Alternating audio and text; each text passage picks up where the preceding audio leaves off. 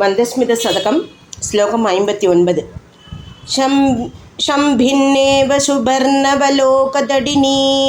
वीचीचयर्यामुनैः शममिश्रेव च शाङ्गदीप्तिलकरी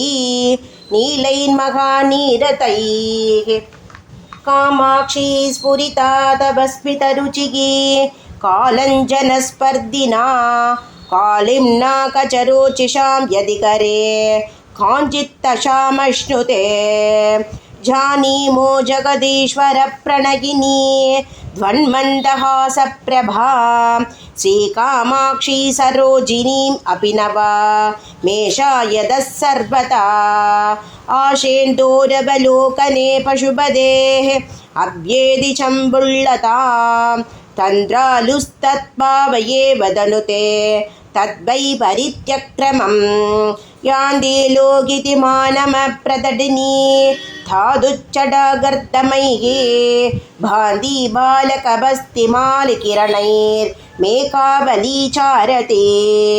बिम्बोष्टद्युते पुञ्जचुम्बनकला चोनायमानेन ते कामाक्षी स्मितरोचिषा समदशा मारोडु माङ्काङ्क्षते श्रीकामाक्षी मुगेन्द्रभूषणमितं मन्दस्मितं धावकं नेत्रानन्दकरं तदा हिमकरो कारो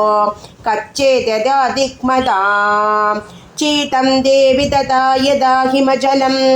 शन्तापमुद्रास्पतं स्वेदं किञ्च तथा यदा मलिनता तत्ते च मुक्तामणिः द्वन्मन्दस्मितमञ्जरीं प्रशरुमरां कामाक्षि चन्द्रादपं छन्दः सन्ततमामनन्द्यमलता तल्लक्षणं लक्ष्यते यण्णासौ विदुनोदु धावमधिकं नाभ्यन्तरं मानस ध्वान्तं तत्खलु दुःखिनो वयमितं केनेदि जानीमहे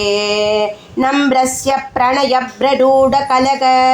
चेताय पादाब्जयोर्मन्दं चन्द्रकिशोरशेखरमने कामाक्षिरागेण ते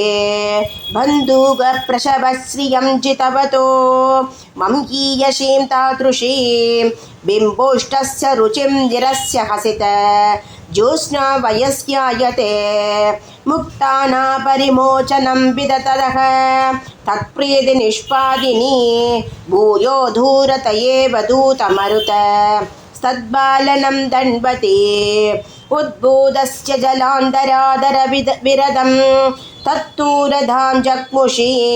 कामाक्ष्मी स्मितमञ्जरी तव कदं कम्बोस्तुलामश्नुते श्रीकामाक्षी तव स्मितद्युतिजरीं वैदग्धलीलायितं पश्यन्तोऽपि निरन्तरं सुविमलं मान्या जगन्मण्डले लोकं हासयितुं किमर्थमनिशं प्राकाशमादन्वते मन्दाक्षं विरहय्यमङ्गलधरं मन्दारचन्द्रादयक क्षीराब्धेरपि चैलराजतनये त्वन्मन्दहासस्य च श्रीकामाक्षी वलाक्षि मोदयनिते किञ्चित् वदां भ्रूमहे एकस्मै पुरुषाय देवि स ततौ लक्ष्मीं कदाचित् पुरा सर्वेभ्योऽपि ददात्यशौदु सततं लक्ष्मीं च वागीश्वरीं श्रीकाञ्चीपुररत्नदीपकलिके धान्येव विश्वान्तरे चाकोराणि सराचरेश्वरी परं देवी सुधरां धन्यानि मन्यामहे।